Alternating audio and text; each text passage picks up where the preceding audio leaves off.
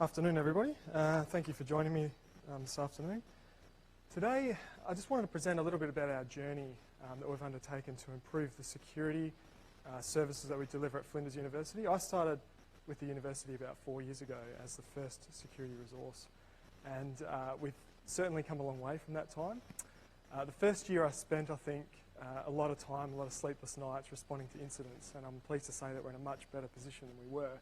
A lot of it's thanks to the identity solutions that we've put in place, the technologies and the processes that would underpin those, but also the kind of model that we put in place and focusing it on user-centric security. And what I mean by that is focusing some of the security projects and the spend on improving user experience as well as the protection of our users at the same time. So the point out of today's talk is really that you can achieve both. You can achieve that protection improvement and some user experience improvements along the way.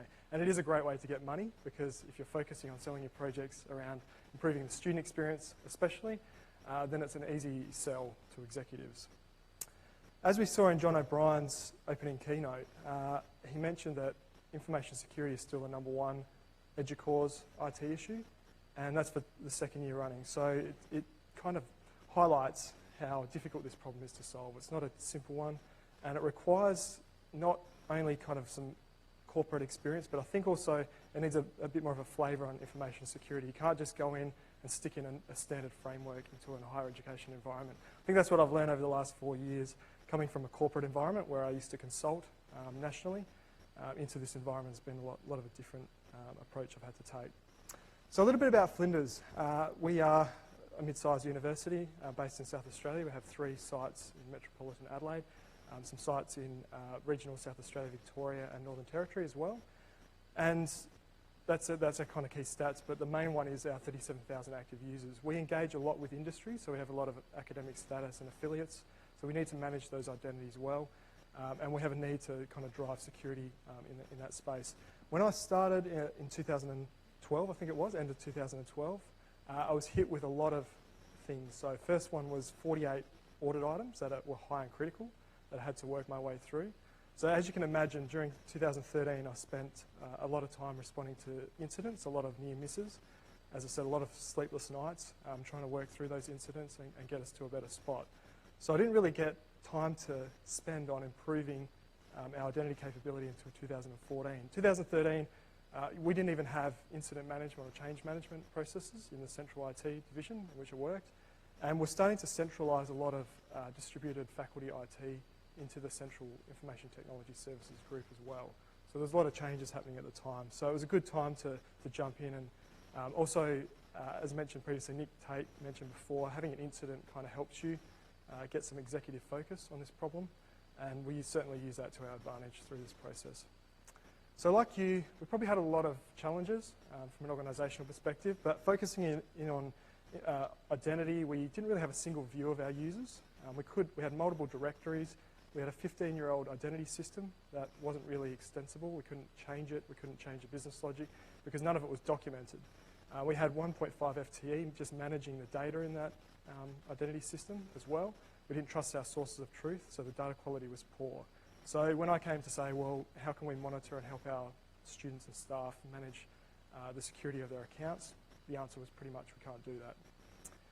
The other bit was we started to move to cloud. So we managed about 400 applications, and we're about 25% cloud at the moment. So we're moving aggressively into that space. We'd already started moving in that direction anyway, but I think one of the key things was we didn't integrate well with those cloud services that we did have. So we had ad hoc integration approaches. We had an LDAP system that was sitting on the internet that was addressable from a cloud service in one particular example. So some pretty bad approaches to integration. And that also hamstrung us. We couldn't do a lot of changes quickly because of that. We also had multiple implementations of ADFS, Microsoft's solution, as well as a Novell eDirectory, so some legacy technology supporting what we're doing. So we need to move away from that. And because of that, we had really poor user experience. It was very inconsistent. There was lots of different logins. In some cases, it was a separate password. We did settle on a single identifier. We call it the Flinders authentication name. So that was kind of embedded, and people understood what that was. But the process of activating an account simply for a student was a bit of a mess as well. They had to go through multiple steps. It was kind of difficult to approach. So there was nothing to tie that together. At the same time, we in 2014, we kicked off a network refresh project, and that was good timing as well because we had a very flat, unsegmented network, which meant that we had systems, students, AV equipment, SAN controllers, everything all in the one place, which means our cybersecurity students, as understanding of our legal requirements as they are, being able to hit our critical systems as well. So that was a bit of a concern. And in some cases, our access provisioning was a little bit permissive, like we're giving out too much access, but in some cases it was actually difficult to get access. You had to fill out a form, you had to get 3 people to sign it. It was this really difficult kind of process. And that it was different per system, so our system owners kind of invented their own processes, and they used to say, well, that was an audit requirement, so we had to have this form to sign off on access. So we had to think of better ways for that. So we had a lot of motivation for improving this situation and moving to a better model. So we started quite simply, and I'm a security person, so I love simplicity in the models that we build. But we just really wanted to do 3 things with the model that we're building from a network and an identity perspective. We wanted to protect users from users, understanding that users have a different trust level. So we might have a IT admin and a student, and those 2 sets of users aren't equal at all. So we don't want our students to be able to attack our IT admins directly. We want them to be somewhat shielded from that. But obviously that requires great identity information to be able to enforce. The second one was just around protecting systems from systems. So we had a lot of complex legacy systems that maybe a researcher would touch once in every 6 months, fairly insecure, next to our student system, which needed the utmost integrity and had patching and stuff around it as well. So we needed another way to prevent the attack or compromise of one system affecting another as well. So we needed that kind of model. And the last one was just around protecting our systems from users. So when I first started, I think our students could access our SAN controller interfaces, but being able to move away from that pretty quickly was something we were after.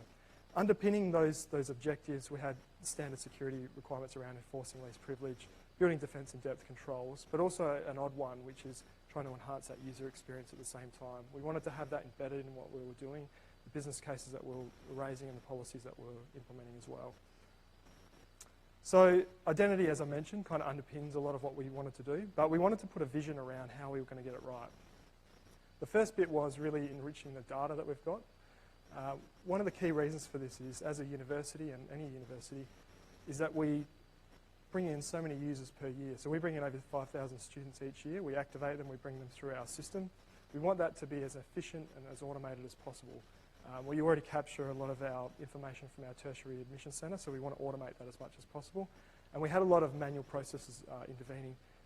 On the staff side, as I mentioned, we had 1.5 FTE just updating our staff directory, which is our identity system. So you could ring our service desk and say, my position's changed and state position, and they would just make that change. And that would be seen in a number of systems as well. So there's kind of no control around that. You can make up whatever you like as part of the process. So one of our other components of this is we wanted to automate the access to systems as much as possible. So knowing a person's role, what they kind of need up front, and provisioning that automatically. Also, as part of our awareness program, making people aware, similar to the bank example that John O'Brien had in the opening keynote. So being able to inform users when their access has been, or their account's been misused, or something odd's going on that they need to be informed about by different channels, SMS or email as well. And then, of course, enabling access and enabling analytics as part of that process as well. So a lot of the first part of our projects really focused on the first and last part of that identity cycle and getting as much automation, efficiency, and security out of that. So the model we came up with is identity-centric. So at its simplest form, it puts our Flinders authentication name at the top and the attributes about a person connected to that record. And then beneath, we started quite simply with roles. So we had staff, student, and external roles. And then we're starting to build on that now. But essentially, what we want to do with the model is, and we are doing already, is base the authentication and device trust requirements and have that influence the access entitlements that somebody might have. So for example, you might have an IT admin that needs a stronger password, and they need a multi-factor authentication token, and they need to be using a university-managed computer for security reasons, and therefore they get access to the systems and the networks that they need. Whereas a student should have, the least requirements in terms of authentication, and can use whatever device they want. That doesn't influence the access that they have. So we want that kind of access to be as dynamic as possible, defined by policy globally. So so across all of our systems. So this is a bunch of technologies working together, not just a single solution. So we did implement it. Quite simply, we went through the process, and it's taken us a few years to get here, and the program of work is still continuing. We failed the first time we tried this, so that's always a good learning. We spoke to our executives in terms of technology, and that didn't work so well. So we spoke in terms of you're going to get single sign-on and multi-factor and social login, and nobody cared up front. And that was kind of jarring because we thought, oh, we've got a lot of audit findings and things like that we needed to resolve, but there was no real push. There was a lot of money to spend, and we're asking for a lot and a lot of trust as part of that as well. So it didn't really get legs initially. When we went back, we think we had the right roadmap of technologies that we needed and capabilities, but we went back and started engaging with the business a bit more, and we then reformed our business case in terms of user stories or use cases.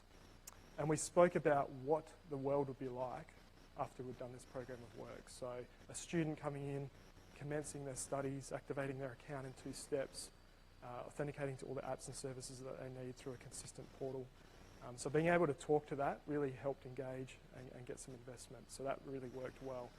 The other bit is we spoke to many other universities, and so many had failed in this space as well. So they tried to, from what we could see, bite off a lot of projects at once. So try to jam a significant piece of identity work into a single project stream. And that scared the hell out of us. So we wanted to reframe our project in terms of a hybrid architecture. So using the best identity tools that we could, and we used, as you can see, a mix of tools to achieve what we wanted to. One, with our NetIQ implementation that we did in 2015, we actually already had part of a NetIQ implementation. As I mentioned before, we had a 15-year-old provisioning system, but that wasn't kind of, we couldn't move forward with it. But we did have some expertise in that NetIQ platform, so we wanted to leverage that to do that first bit of work and just deliver, basically from a user perspective, nothing. So we got that investment up front to do nothing for the first year. But all the plumbing in the back end, some of the automation process, the need for that 1.5 FTE dropped away as part of that, and we've redeployed those staff. In fact, one of the staff members actually works on the continuing identity program as a tester because they understood the logic.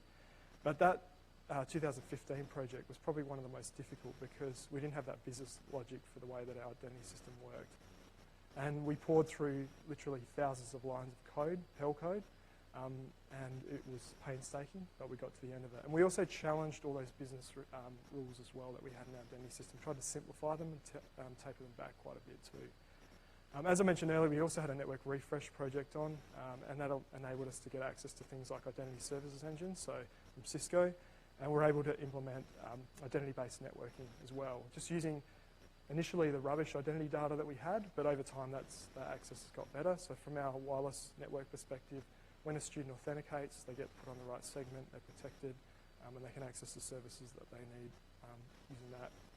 And in 2016, we wanted to then, knowing that our roadmap was moving towards software as a service for the university, we wanted to make sure that we could integrate as quickly as possible with those services. So we went to market for identity as a service solution. We selected Okta because Okta really aligned very much with our vision. And also the time to deploy was ridiculously short, and it was a simple tool to pick up as well. So we had identity specialists in our team that were au fait with the NetIQ platform, but we wanted to be able to transition a lot of the functionality off to the identity as a service solution, which is Okta. So from the time we signed to the time we went live to 30,000 users was about 15, 16 weeks. And we went live initially with 10 apps, 10 single sign-on apps. And they were initially just student apps, so we wanted to focus on that student experience. We also had a board that we interacted with and made a lot of decisions around the investments that we're making and prioritisation. And we spoke to them and we said, the first year, this 2016 program is all about the student, so we're going to make those changes that we need to. We also use some of the custom functionality in Okta to deliver an API-based activation process. And basically, it's just a two-step. So a student gets an offer, they can click straight in and register with Okta as part of that process. They set their password in Okta, which is cloud solution, and away they go. They get access to the services that they need to. So we're moving into some mobility work at the moment, starting to investigate that, and the program this year is very much focused around roles as well. with the work that we did. So just some of the things that we delivered. We're actually up to 35 apps now in terms of our integration, so each week it seems to change. We integrate apps so much quicker than we could previously, and in terms of sometimes minutes or hours versus weeks or even months. ADFS was a big problem for us because we had, I think, ADFS 1 and 3, and it wasn't really understood when we use which one as part of that process. So when we went live with Okta, we also decommissioned about 26 on-premise servers. We got rid of a couple of domains. We got rid of DirSync for our Office 365 implementation. So we saved a bit there in terms of maintenance and operations. Because Okta does automatic updates rolling across our environment, we don't need to worry about that anymore. We get kind of a set of release notes every week and say, oh, here's a new functionality that's coming. We also got multi-factor as well, which we've started to roll out to our IT admins, and that's working quite well too. So I think probably the biggest win for us was just around the activation process for students, that two-step activation. That was probably one of the biggest wins. I actually graduated from Flinders, so I think it was 10 years prior. I went through the poor activation process that I encountered when I came back as an employee, and that was quite scary. So I was intent on solving that problem as well. But that did earn us a lot of cred. So when we spoke to staff about this, we very much focused on the benefits they'd get as part of this process, but also then on the security benefits that we realised from that as well. So just to give you a sense of what our users see. So when they log into those 35 services that are now available, they get quite a simple login screen. So this is a standard Okta login screen that you can customise with your own logos and information. It's got some security features built into it. You can self-service password reset through that interface. So it's quite formats to mobile devices, which many of our logins didn't. They all were branded differently as well. There's no consistency, so this kind of ties everything together. And we're getting a lot of demand for bringing services across to Okta as well. So once it's in Okta, we get that central visibility. We can see what users are doing, what devices, where they're coming from, how often they're logging in. Since going live, Okta's processed about 9 million application accesses, so it's now the most critical piece of software that we use, or services, should I say. So it's quite critical to what we do. When a student, say, logs in, this is the kind of view they get. They get a simple kind of app dashboard. And this dashboard is pretty much out of the box with Okta, but this can be embedded in any kind of portal technology. So the next step for us is creating a personalised portal based on the identity information that we've started to enrich. But we've found that to be really a great service that our students love. And also they love the mobile app because they can see this and add their own accounts to it as well, Facebook and Twitter, save the password securely in their own encrypted environment, and access those through a mobile device of their choosing. Probably just around the access analytics that we've got out. So we have an API that calls up to Okta from our Splunk environment and pulls down a serious amount of data about our users, and this has been really valuable. We've been able to provide a lot of dashboards, rich dashboards to our business owners. So this was an example of a dashboard that we created for our support teams out in the business. So as the activation or commencement process started off, they could monitor kind of the number of activations that were happening during the day. What they noticed, and we overlaid the previous activation process from the year prior to this year, and what we saw is students found it much easier because they activated earlier, they accessed the services earlier, and as a result, they hit our support services earlier as well. So that we could overlay this against the number of calls that our student services were seeing. We call them Flinders Connect. So they could actually see map that data across. So for next year, when we make further tweaks to that process, we can actually see the results of that in near real time as well. We can also see if there's any problems with people activating. It shouldn't take long. It should only take a few minutes. Our average was 5 minutes. We saw some people having trouble with it as well. Next year, we want to look at being able to proactively contact those students and say, are you having problems with this activation process? Try and help them out as part of that too.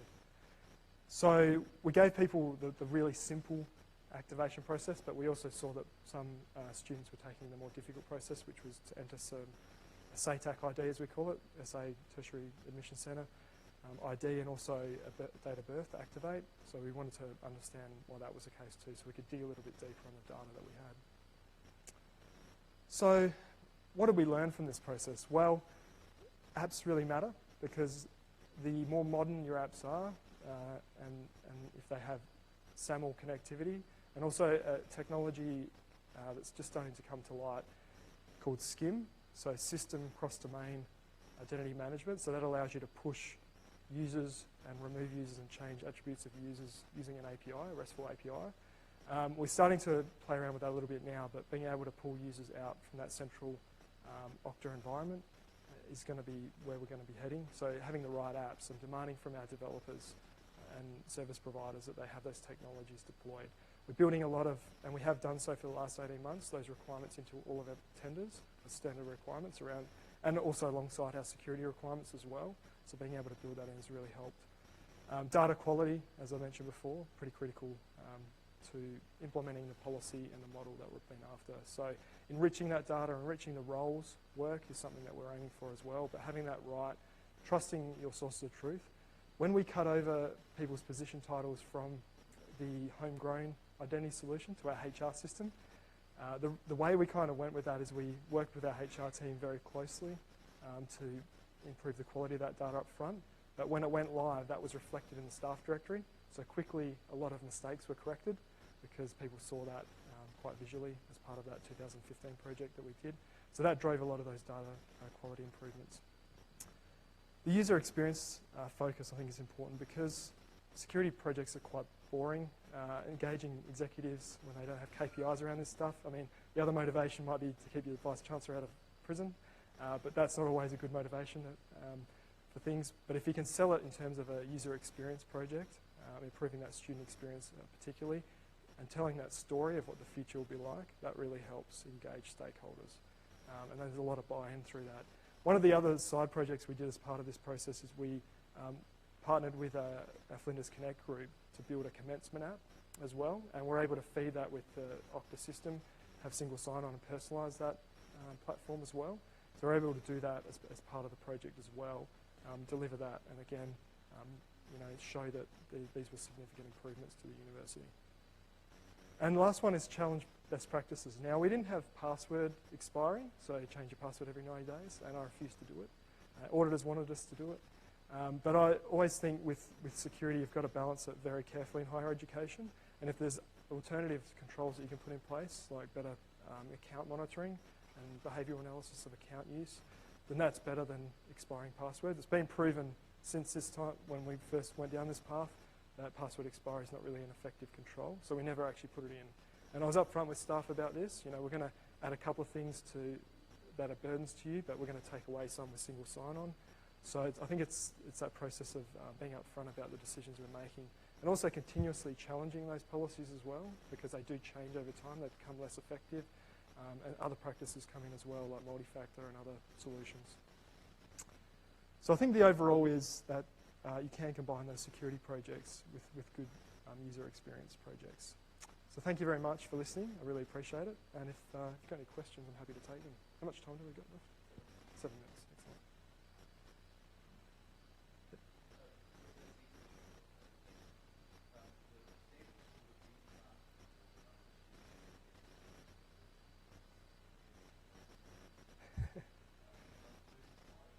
Yes. Yeah, good question. So what we've been doing is engaging a lot of our non-central IT areas. So there's a lot of legacy apps, a lot of custom apps that have been built over the years. So we want those apps to move across, and we think we can do that fairly quickly by giving the developers out in those areas kind of a toolkit to help them move across. There's a lot of Okta APIs and other solutions we can use to help them recode some of their apps in a really simple sense. So we've been doing a lot of kind of lunch and learn sessions to brief them and get them on board for that, and we're starting to see some good results coming from that. So that's one way we're doing it. The other is just with the push to cloud that we're doing, we're reviewing a lot of our platforms. When I first came on, we did a big inventory of our apps, and we've done that again. But we did go through quite a decommissioning process, so there was a lot of apps out there that weren't used anymore. I'm a big fan of turning things off as we don't need them, because that reduces our security attack surface. So yeah, constantly reviewing those applications as they're needed. Trying to consolidate as much as possible and move to modern software as a service platforms is kind of where we're heading. So that reduces the amount of apps that we need to implement.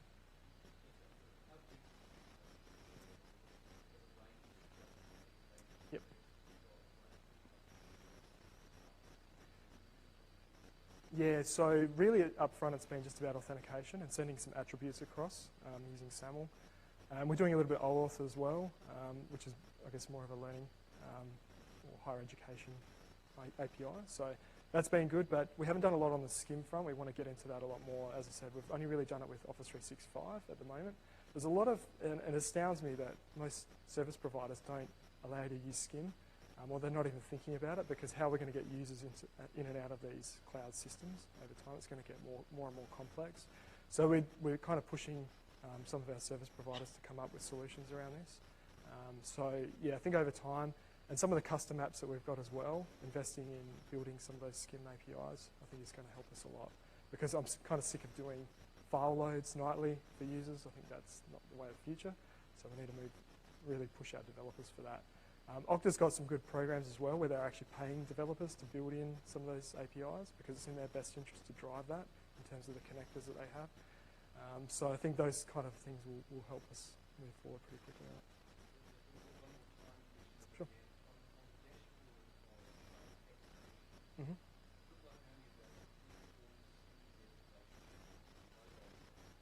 Yes. No, that purely just, and what we're tracking as well where people were activating from. But yeah, for some reason we didn't see a huge amount of people on mobile devices. It just seemed they must have got their offer through their email on their desktop or laptop and activated that way. So yeah, it's a bit of some odd behaviour that we saw as part of that process. No worries, thank you. Yes.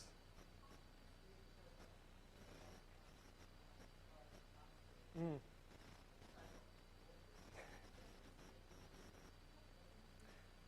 Yes. No, we didn't prove it, no. GCHD, they released a paper. So the British Intelligence Agency, they released a paper about the ineffectiveness of password expiry. So the fact that if you do it too frequently, users tend to write passwords down or just choose an iteration.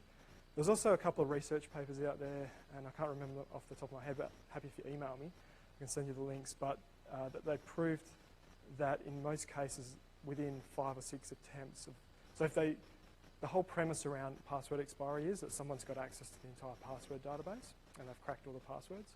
So what they proved is after, within 5 attempts, they could guess the next password somebody set, because it's usually people use kind of a simple logic. So, it's basically an ineffective control from that perspective. So we just made the decision to do that. We're upfront about it, as I said. We got the blessing of our auditors. But we chose not to put that in because that would have, countered some of the good work we did in terms of the user experience changes as well. Anything else? Excellent. Thanks, sir. Thank you. Cheers. Cool. Thank you. Oh, cheers. Thank you.